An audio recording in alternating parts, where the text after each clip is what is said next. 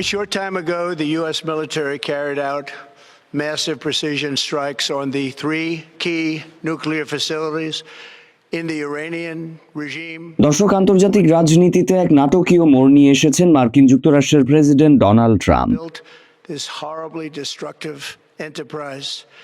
Our objective was the destruction of Iran's nuclear enrichment capacity and a stop. তিনি এক বিস্ফোরক ঘোষণা দিয়ে জানিয়েছেন যে মার্কিন সামরিক বাহিনী ইরানের 3টি পারমাণবিক স্থাপনায় বোমা হামলা চালিয়েছে। এর মধ্যে রয়েছে ফর্দো ভূগর্ভস্থ ইউরেনিয়াম সমৃদ্ধকরণ কেন্দ্র, নাতানজ এবং ইস্পাহান। এই হামলার মাধ্যমে যুক্তরাষ্ট্র সরাসরি মধ্যপ্রাচ্যের এক দীর্ঘস্থায়ী সংঘাতে জড়িয়ে পড়ল।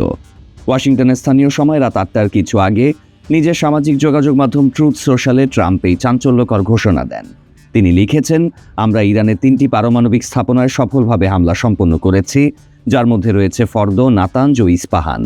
সব উড়োজাহাজ এখন ইরানের আকাশসীমার বাইরে। তিনি আরও যোগ করেন, প্রধান লক্ষ্যবস্তু ফর্দোয় সর্বোচ্চ পরিমাণ বোমাই ফেলা হয়েছে। সব উড়োজাহাজ নিরাপদে ফিরছে। মহান মার্কিন যোদ্ধাদের অভিনন্দন। বিশ্বের আর কোনো সামরিক বাহিনী এটি করতে সক্ষম হতো না। এখন শান্তির সময়। হোয়াইট হাউস গত বৃহস্পতিবার রাতেই জানিয়েছিল যে ট্রাম্প 2 সপ্তাহের মধ্যে ইরানের ওপর হামলার বিষয়ে সিদ্ধান্ত নেবেন। এর মাত্র 2 দিন পরই এই হামলা চালানো হলো।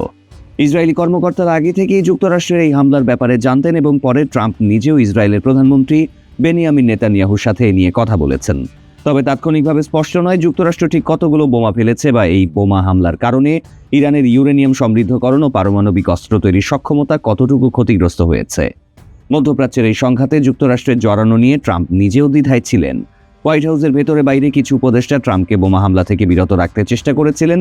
এমনকি তারা ইসরায়েলকে মার্কিন সহায়তা শুধু গোয়েন্দা সাহায্যের মধ্যেই সীমিত রাখার পরামর্শ দেন। মার্কিন ভাইস প্রেসিডেন্ট জেডি ভ্যান্সও কয়েক মাস ধরে ইরানের সরকার পতনের লক্ষ্য নিয়ে যুদ্ধের বিপদ সম্পর্কে সতর্ক করে আসছিলেন। ট্রাম্প নিজেও বহুবার বলেছিলেন তিনি বিদেশে মার্কিন সেনা পাঠাতে চান না, তবে শেষ পর্যন্ত তিনি হামলার পথেই হেঁটেছেন। মজার বিষয় হলো, এই হামলার পরেও ট্রাম্প এখনও বলছেন যে কূটনৈতিক সমাধান সম্ভব, তবে ইরানে তা আগ্রহ দেখাবে কিনা তা স্পষ্ট নয়। যখন ট্রাম্প প্রকাশ্যে ইরানে হামলার কথা ভাবছিলেন, তখনই তিনি তার রিপাবলিকান পার্টির ভেতরে সমালোচনার মুখে পড়েন, যা দলের অভ্যন্তরীণ বিভাজনকে স্পষ্ট করে তোলে।